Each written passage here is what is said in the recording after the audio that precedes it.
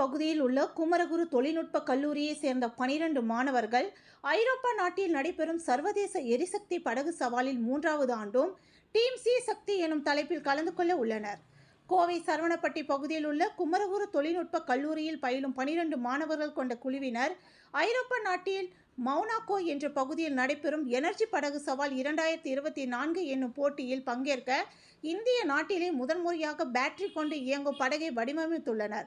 Team sea சக்தி என்ற குழுவை சேர்ந்த 12 மாணவர்கள் வடிவமைத்துள்ள இந்த படகு குறித்து செய்தியாளர்கள் சந்திப்பு இன்று பந்தய சாலை பகுதியில் நடைபெற்றது.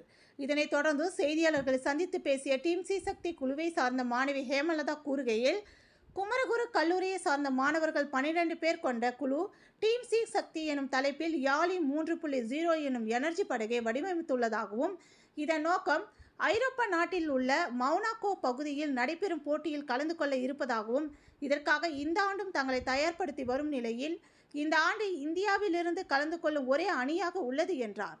இந்த ஆண்டு 3வது ஆண்டாக இந்த போட்டியில் கலந்து கொள்ள உள்ளதாகவும், இதற்காக கடந்த ஆண்டை விட பல்வேறு சிறப்புகள் கொண்ட இந்த படகை வடிவமைத்து அதனை உருவாக்கி உள்ளதாகவும், இரட்டை உந்துவிசை அமைப்புடன் வடிவமைக்கப்பட்ட இந்த யாலி காந்த உந்துவிசையை தேர்வு செய்துள்ளது. இது படகில் நீர்க்கசிவு காரணமாக ஏற்படும் ஆற்றல் இழுப்பை நீக்குகிறது என்று தெரிவித்தார் என்பது குறிப்பிடத்தக்கது. So என் பேர் Hemalatha from the team of management and sponsorship. So team sea Shakti வந்துட்டு மொனாக்கோ எனர்ஜி போட் சேலஞ்ச் அப்படின்ற ஒரு international boat racing competition is nothing but the boat racing competition. அங்கே வந்துட்டு இந்தியாவிலேருந்து திரும்ப first team to participate for the 3rd consecutive time and I'm happy to share you that we are going to Monaco by the end of the June.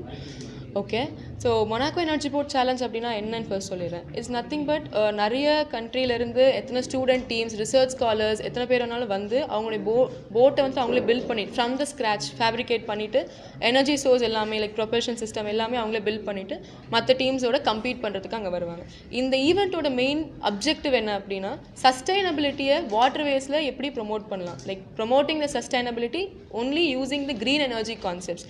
Like அவங்க carbon footprint, carbon emit பண்ணக்கூடாது, ரொம்ப க்ரீனாக டெக்னாலஜியாக கொண்டு போகணுன்றது அவங்களோட main objective. So அந்த வகையில் Indian team வந்துட்டு ஒரு golden ஆப்பர்ச்சுனிட்டினா நம்மளுக்கு எவ்வளோ நாலேஜ் இருக்குது, ஸோ நம்மளோட மேரிடைம் நாலேஜ் எவ்வளோ இருக்குன்றதை இன்டர்நேஷ்னல் வாட்டர்ஸில் போய் நம்ம ப்ரூவ் பண்ணுறோம். And that is a golden opportunity and we got it for the 3rd time. And Yaali 3.0 அப்படிங்கிறது எங்களுடைய போட்டோட name, energy boat name.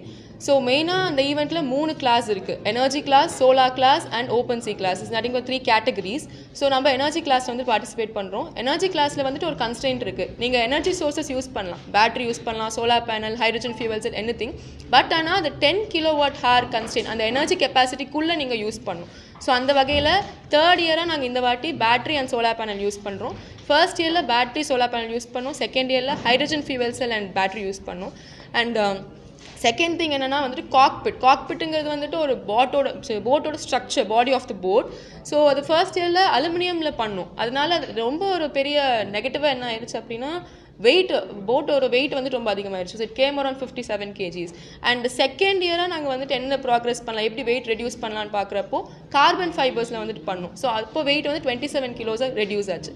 And 3rd year இன்னும் எப்படி கம்மி பண்ணலாம் அப்படின்னு பார்க்குறப்போ இன்னும் 50% கம்மி பண்ணணும். இப்போ எங்களோட யாலி 3.0 போட்டோட வெயிட் வந்துட்டு 12 kgs. So it's actually a significant progress we have shown in terms of cockpit. And 3rd வந்துட்டு ஃபர்ஸ்ட் அண்ட் செகண்ட் இயர்லுமே காக்பிட் வந்துட்டு ப்ரொபல்ஷன் சிஸ்டம் வந்துட்டு ஒரு சிங்கிள் ப்ரொபல்ஷன் சிஸ்டம் தான் யூஸ் பண்ணும். ஆனால் 3rd இயர் நம்ம ஏன் டியூவல் ப்ரொபல்ஷன் இருக்குது, 2 ப்ரொபல்ஷன் சிஸ்டம் வைக்கக்கூடாது.